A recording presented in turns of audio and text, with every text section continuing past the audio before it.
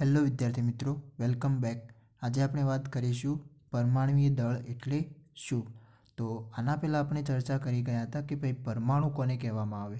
તો પરમાણુ એટલે કે જે તત્વનો નાનામાં નાનો કણ છે એને શું કહેવામાં આવશે? પરમાણુ તરીકે ઓળખવામાં આવશે. અને પરમાણુ કેવા હોય છે? અતિ સૂક્ષ્મ કણ છે. ઓકે, હવે અહીંયા આપણે એ સમજવાનું છે કે શું પરમાણુનું પણ કંઈક દળ હોય છે, અને એ દળ હોય છે તો પછી એ દળ જે તે વૈજ્ઞાનિક દ્વારા કઈ રીતના શોધવામાં આવ્યું, બરાબર. તો એના વિશે આપણે અહીંયા આ ટૉપિકમાં ચર્ચા કરીશું. અને જે ટૉપિક શું છે? પરમાણુય દળ કોને કહેવાશે, અથવા તો પરમાણુય દળ એટલે શું. ઠીક છે, તો જોઈએ હવે કે જે પરમાણુય દળમાં જે સૌપ્રથમ જે તે વૈજ્ઞાનિકો પ્રેરિત થયા હતા એ કોના ઉપરથી પ્રેરિત થયા હતા? તો જે ડાલ્ટને પરમાણુય સિદ્ધાંત માટેના કેટલાક સિદ્ધાંતો અથવા તો કેટલાક નિયમો આપ્યા હતા, બરાબર. એટલે કે એને પોતાના પરમાણુય સિદ્ધાંતમાં કેટલાક પરમાણુ વિશેના વાત કરી છે. તો એ જે વાતો પરથી શું છે કે અલગ અલગ વૈજ્ઞાનિકો શું થયા? એના દ્વારા પ્રેરિત થયા, બરાબર. તો જોઈએ કે ડાલ્ટનના પરમાણુય સિદ્ધાંતનો સૌથી વધુ નોંધનીય ખ્યાલ પરમાણુય દળ હતો. તો આ જે ડાલ્ટન નામના વૈજ્ઞાનિક, જે અત્યારે આપણા ટોપિકમાં નથી, પરંતુ આજે ડાલ્ટને એ પરમાણુય સિદ્ધાંત આપેલો છે, બરાબર, જેની અંદર મોટાભાગે એને કોની વાતો કરેલી છે? તો પરમાણુય દળની વિશે વાતો કરેલી છે, બરાબર. કે ભાઈ પરમાણુય દળ જે પરમાણુ છે એ અતિ સૂક્ષ્મ છે, બરાબર. જે તે તત્વના પરમાણુઓ અલગ અલગ જોવા મળશે. એના ઉપરથી એમની રાસાયણિક પ્રક્રિયાઓ પણ અલગ અલગ જોઈ શકાય છે. તો આમ કેટલાક એને બાબતો ત્યાં આગળ બતાવેલી છે.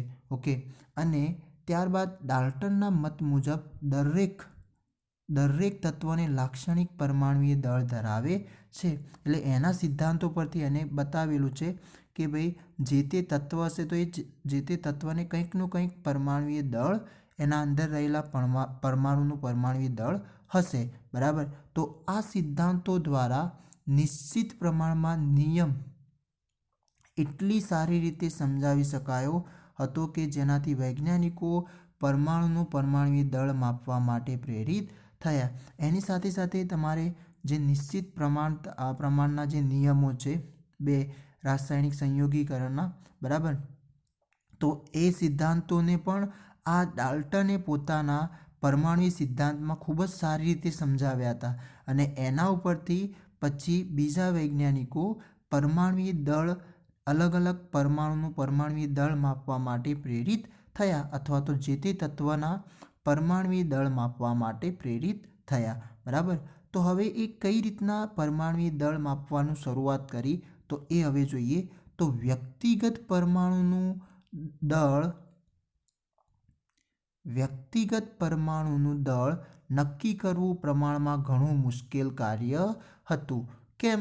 કારણ કે પરમાણુ તો ખૂબ જ સૂક્ષ્મ હતો, અતિ સૂક્ષ્મ હતો, જેને આપણે એકમ તરીકે વાત કરીએ તો નેનોમીટરમાં માપવામાં આવે છે, બરાબર. તો હવે એટલા નાના, એટલે કે આપણે નરી આંખે ન જોઈ શકીએ, એને હવે કઈ રીતના માપી શકીએ? તો એને વ્યક્તિગત, એટલે કોઈ પણ તત્વનો કોઈ વ્યક્તિગત તમે પરમાણુ લઈને એને માપી શકો નહીં. એટલે કે એનું દળ આપણે માપી શકતા ન હતા, કારણ કે એ સમયમાં કોઈ એવી સાધનો ન હતા જેના કારણે એને વ્યક્તિગત કોઈ પરમાણુનું દળ માપવું ઘણું જ મુશ્કેલ હતું. હવે તો પછી એમને કઈ રીતના માપ્યું? તો તેથી એમને રાસાયણિક સંયોગીકરણના નિયમો દ્વારા તેમજ ઉદ્ભવતા સંયોજનો દ્વારા પરમાણુનું સાપેક્ષ દળ જાણી શકાય છે. તો હવે એ કોઈ પર્ટિક્યુલર કોઈ વ્યક્તિગત પરમાણુ દળ તો માપવું ઘણું મુશ્કેલ હતું, પરંતુ એમના જે રાસાયણિક સંયોગીકરણના નિયમો દ્વારા જે તે સંયોજનોનું એમને અવલોકન કર્યું હતું, તો એ સંયોજનો પરથી જે તે પરમાણુનું સાપેક્ષ દળ જાણી શકે છે. તો જેમ કે અહીંયા એક ઉદાહરણ આપ્યું છે કે ભાઈ એક સંયોજન કાર્બન મોનોક્સાઇડ શું થઈ જશે? એક સંયોજન કોને કહેવાય? કે જે તે તત્વો કોઈ ચોક્કસ પ્રમાણ માપમાં સંયોજાય તો એને એ સંયોજાતા પદાર્થને શું કહેવામાં આવશે? સંયોજન તરીકે ઓળખવામાં આવે છે, બરાબર. તો હવે આમાં કાર્બન મોનોક્સાઇડ એટલે કે એમાં કયા તત્વો આવેલા છે? તો એક થઈ જશે કાર્બન અને બીજો થઈ જશે ઓક્સિજન. તો કાર્બન અને ઓક્સિજનથી બનતા સંયોજન કયું છે? Carbon monoxide. તો હવે એમનું જે પ્રાયોગિક રીતે અવલોકાયેલું જે વજન છે અથવા તો જે માસ છે, દળ છે, એ કેટલું છે? તો 3 ગ્રામ તમે કાર્બન લેશો અને 4 ગ્રામ ઓક્સિજન લેશો અને એનું સંયોજન કરવાથી શું મળશે તમને? કાર્બન મોનોક્સાઇડ બને છે, બરાબર. તો કાર્બન મોનોક્સાઇડ બનાવવા માટે 3 ગ્રામ ઓક્સિજનની જરૂરિયાત પડશે અને 3 ગ્રામ કાર્બનની જરૂરિયાત પડશે અને 4 ગ્રામ ઓક્સિજનની જરૂરિયાત પડતી હોય છે, બરાબર. અથવા તો આને બીજા શબ્દમાં કહેવું હોય તો કાર્બન પોતાના દળ કરતાં 4/3 4/3 ગણા વધારે દળ ધરાવતા ઓક્સિજન સાથે સંયોજાય છે, બરાબર. તો આને બીજા શબ્દમાં આપણે શું કહી શકીએ? તમે જોઈ શકો કાર્બનનું દળ ઓક્સિજનના દળ કરતાં ઓછું લેવામાં આવે છે. એનો મતલબ કેટલા ગણું ઓછું? તો 4/3 4/3 ગણું વધારે દળ ધરાવતા ઓક્સિજન સાથે આ કાર્બન શું થાય છે? સંયોજાય છે, બરાબર. તો હવે એના પરથી કે જે પરમાણ્વીય દળનો એકમ, હવે એના પરથી એમને શું કર્યું? પરમાણ્વીય દળ માપવાની શરૂઆત કરી. તો હવે એ પરમાણ્વીય દળનો જે એકમ જે લેવામાં આવશે એ શરૂઆતના સમયમાં કયો લેવામાં આવતો હતો? તો એટોમિક માસ યુનિટ, બરાબર, જેને ટૂંકમાં AMU તરીકે પણ લખી શકીએ છીએ, બરાબર. અને એનું એક AMUનું જો ગ્રામમાં આપણે વજન કહીએ તો કંઈક આ થઈ જશે, એટલે કે 1.66 એટલે કે 1.66056 × 10⁻²4, બરાબર. તો આ એનું ગ્રામમાં, આ ફક્ત તમારે યાદ રાખવા માટે, એટલે કે અત્યારે કોઈ પૂછાશે નહીં, પરંતુ એક માહિતી માટે તમને અહીંયા બતાવેલું છે, ઓકે. પરંતુ ત્યારબાદ જે IUPACની ભલામણ હેઠળ અથવા તો IUPAC દ્વારા એ એકમને શામાં ફેરવવામાં આવ્યો? તો સ્મોલ યુમાં. એટલે સ્મોલ યુનો મતલબ શું થશે? તો યુનિફાઈડ માસ, બરાબર. તો યુનિફાઈડ દળ, માસને ગુજરાતીમાં શું કહીશું આપણે? યુનિફાઈડ દળ અથવા તો એકીકૃત દળ તરીકે લખાય છે. તો યુનો મતલબ શું થઈ જશે? તો એકીકૃત દળ અથવા તો યુનિફાઈડ દળ તરીકે ઓળખવામાં આવે છે. અને જે કોના દ્વારા આપવામાં આવેલ છે? તો IUPAC દ્વારા એ એકમ આપવામાં આવ્યો છે. અને એના પહેલાં કયો એકમ એટોમિક માસ એટલે કે પરમાણ્વીય દળ માટે વાપરવામાં આવતો હતો? તો AMU, બરાબર. હવે આગળ જોઈએ કે જો કાર્બન પરમાણુનું પરમાણ્વીય દળ જેટલું દળ લઈએ તો કાર્બનનું પરમાણ્વીય દળ કેટલું થઈ જશે? 1U જેટલું થઈ જશે. અને ઓક્સિજનના પરમાણ્વીય દળની આપણે વાત કરીએ તો કેટલું થઈ જશે? 1.33U વડે દર્શાવી શકીએ છીએ. પરંતુ જે આ પૂર્ણાંક સંખ્યા તરીકે અથવા તો પૂર્ણાંક સંખ્યા શક્ય તેટલું વધુ નજીક દર્શાવવું વધુ અનુકૂળ રહેશે. એટલે અહીંયા આપણે જોઈએ તો ઓક્સિજનનું જે દળ મળે છે એ આપણને પોઈન્ટમાં મળે છે, અપૂર્ણાંક સ્વરૂપમાં મળે છે. તો હવે વૈજ્ઞાનિકો દ્વારા એ પ્રયત્ન કરવામાં આવ્યો કે હવે એવું એક તત્વ આપણે પરમાણ્વીય દળ માટે લઈએ જેનાથી આપણને એકદમ પૂર્ણાંક સંખ્યામાં જ શું મળે? જે તે તત્વનું પરમાણ્વીય દળ મળે, બરાબર. તો ત્યારબાદ પછી એમને અલગ અલગ તત્વો પર શોધવાની શરૂઆત કરી, બરાબર. જેમાંથી એમને કયા તત્વ વિશે પછી બતાવ્યું? તો ઓક્સિજન માટે. તો જુઓ, વિવિધ પરમાણ્વીય દળ એકમોની શોધ કરતા વૈજ્ઞાનિકોએ શરૂઆતમાં કુદરતી રીતે મળતા ઓક્સિજનનો 1/16 ભાગના દળને એક એકમ તરીકે લીધું. હવે આ ઓક્સિજનને લેવા પાછળનું કારણ શું? તો એ જોઈએ તો એના માટેના 2 કારણો અહીંયા આપણને બતાવેલા છે. કયા? તો સૌપ્રથમ જે ઓક્સિજન છે એ અનેક તત્વો સાથે પ્રક્રિયા કરીને સંયોજન બનાવે છે. તો મોટા ભાગે ઓક્સિજન એ જે તે તત્વ સાથે શું કરે છે? સરળતાથી સંયોજાઈને સંયોજનો બનાવે છે, બરાબર. અને બીજું જે કારણ હતું એ કારણ એ કે આનાથી જ્યારે ઓક્સિજનને પરમાણ્વીય દળ માટેનો પ્રમાણભૂત એકમ સ્વીકારવામાં આવ્યો એ સમયે, તો એ વખતે જે એમના પરમાણ્વીય દળના એકમો જે મળ્યા અથવા તો જે પરમાણ્વીય દળના જે મૂલ્યો મળ્યા એ પણ કેવા મળ્યા હતા? પૂર્ણાંક સ્વરૂપમાં મળ્યા હતા, બરાબર.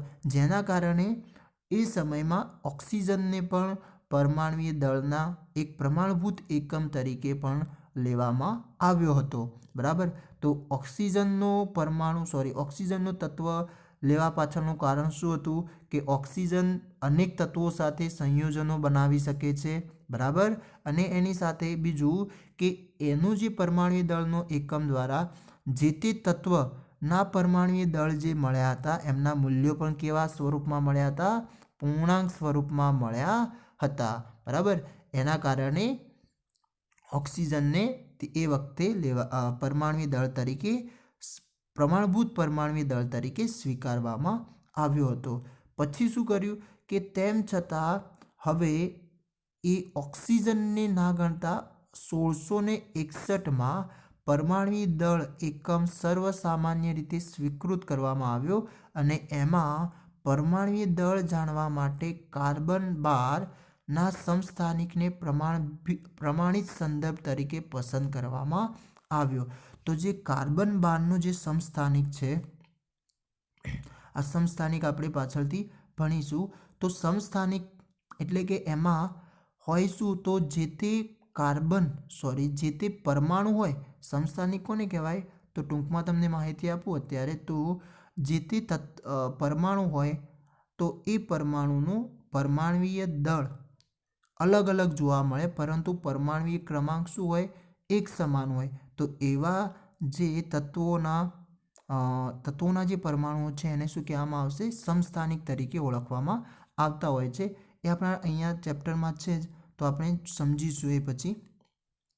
તો સમસ્થાનિક એટલે કે પરમાણ્વીય ક્રમાંક સમાન પરંતુ પરમાણ્વીય દળ જે તે તત્વના અલગ અલગ જોવા મળે તો એને શું કહેવામાં આવશે? સમસ્થાનિક. તો એ જ રીતના અહીંયા કાર્બનના પણ કેટલાક સમસ્થાનિક હતા. એમાંથી કાર્બન 12 જે સમસ્થાનિક છે એને પછી પરમાણ્વીય દળ માટે પ્રમાણિત કરવામાં આવ્યું. એનો મતલબ કે કાર્બન 12ના સમસ્થાનિકને એક પરમાણુના દળના 1/12 ભાગને માન્ય પરમાણ્વીય એકમ તરીકે લેવામાં આવ્યો. એટલે કાર્બન 12ના સમસ્થાનિકમાં 1/12 એટલે કે એનું 1/12 ભાગનું જે દળ છે એ દળને શું કરવામાં આવ્યું? પરમાણ્વીય એકમ તરીકે લેવામાં આવ્યું, બરાબર. અને કાર્બન 12ના સમસ્થાનિકના એક પરમાણુના દળની સાપેક્ષે બાકીના તમામ તત્વોના પરમાણુના દળ પ્રાપ્ત કરવામાં આવે છે. તો આ કાર્બન 12ના સમસ્થાનિકના સાપેક્ષે બાકીના તત્વોના પરમાણ્વીય દળની માહિતી પછી મળવા લાગી, બરાબર. તો હવે આ જે બે વાક્યો છે તમે આના માટે એક પ્રવૃત્તિ અહીંયા સમજાવી છે જેના ઉપરથી તમે સરળતાથી સમજી શકો છો. જે બે વાક્યો હતા કે ભાઈ કાર્બન 12ના સમસ્થાનિક એક પરમાણુય દળના 1/12 ભાગને માન્ય પરમાણુય એકમ તરીકે ઓળખવામાં આવ્યો. તો હવે એ કઈ રીતના? તો અહીંયા એક તમને પ્રવૃત્તિ બતાવીશ કે કલ્પના કરો કે એક ફળ વિક્રેતા કોઈપણ પ્રકારના પ્રમાણિત વજનિયા વગર ફળ વેચી રહ્યો છે. એટલે કે એના પાસે કોઈ પણ વજનિયું છે નહીં. તો હવે એ ફળ કઈ રીતના વેચી શકે?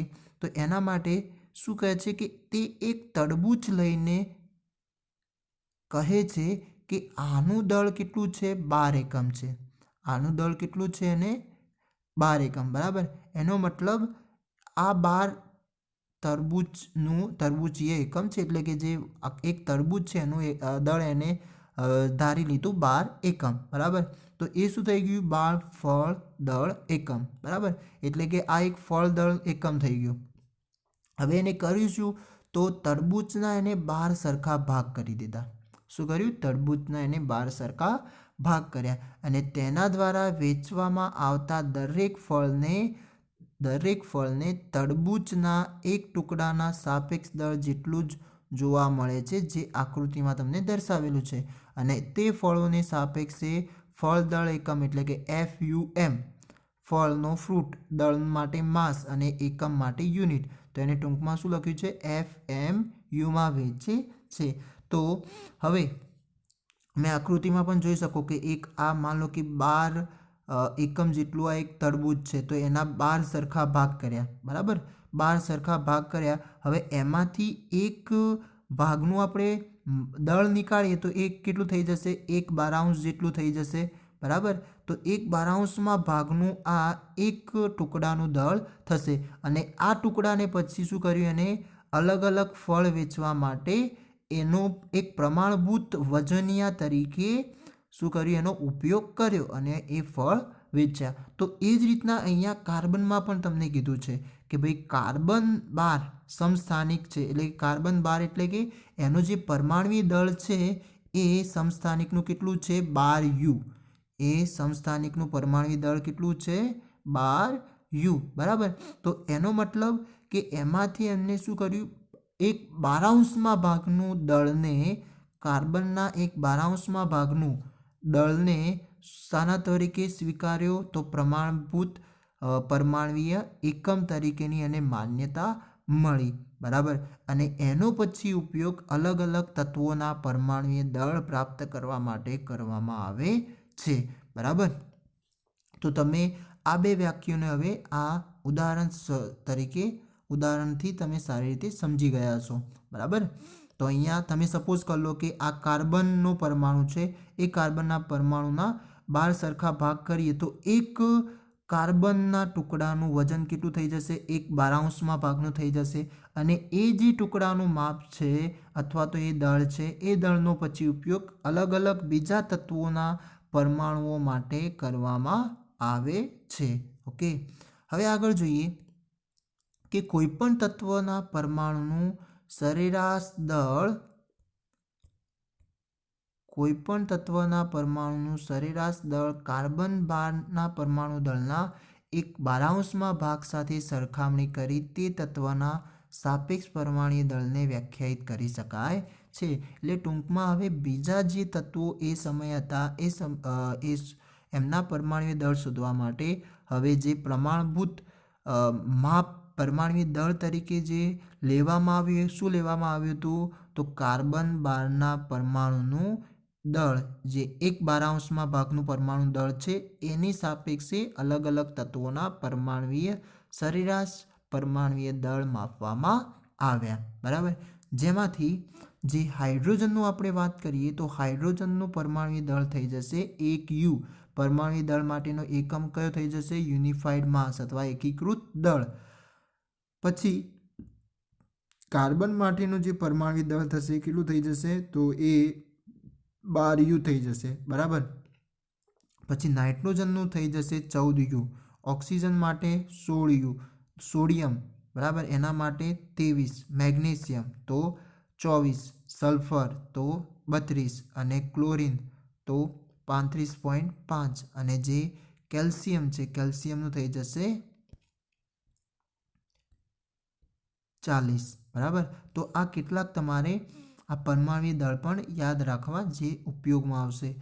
તો હાઇડ્રોજનનું કેટલું થઈ જશે? 1U, કાર્બનનું 12U, નાઇટ્રોજનનું 14U, એમ કરીને કેલ્શિયમ છે એનું કેટલું છે? 40U, બરાબર? તો આ માહિતી હતી અહીંયા પરમાણ્વીય દળ એટલે શું, બરાબર? તો પરમાણ્વીય દળ એ કોના સાપેક્ષે, કયા તત્વના પરમાણુ દળની સાપેક્ષે ગણવામાં આવે છે? તો કાર્બન 12 જે સમસ્થાનિક છે એનો 1/12 ભાગના 1/12 ભાગના પરમાણ્વીય દળને પરમાણ્વીય દળ તરીકે સ્વીકારવામાં, પરમાણ્વીય એકમ તરીકે સ્વીકારવામાં આવેલ છે, બરાબર? અને જે એના પહેલાં વાત કરીએ તો એના પહેલાં ઓક્સિજનને પણ કેટલાક સમય માટે ઉપયોગ લેવાતો હતો. કેમ? કારણ કે એના પાછળના બે કારણો હતા કે ઓક્સિજન તો મોટાભાગના તત્વો સાથે સંયોજન બનાવે છે અને એની સાથે સાથે જે પરમાણ્વીય દળ મળ્યા હતા બીજા તત્વોના એ પણ એક પૂર્ણાંક સ્વરૂપે મળ્યા હતા, જેના કારણે ઓક્સિજનને પણ એ વખતે લેવામાં આવેલ હતું, બરાબર? તો અહીંયા આ માહિતી હતી પરમાણ્વીય દળ વિશે, બરાબર. તો તમે આ ટોપિક લખી દેજો નોટબુકમાં. ઠીક છે. Thank you.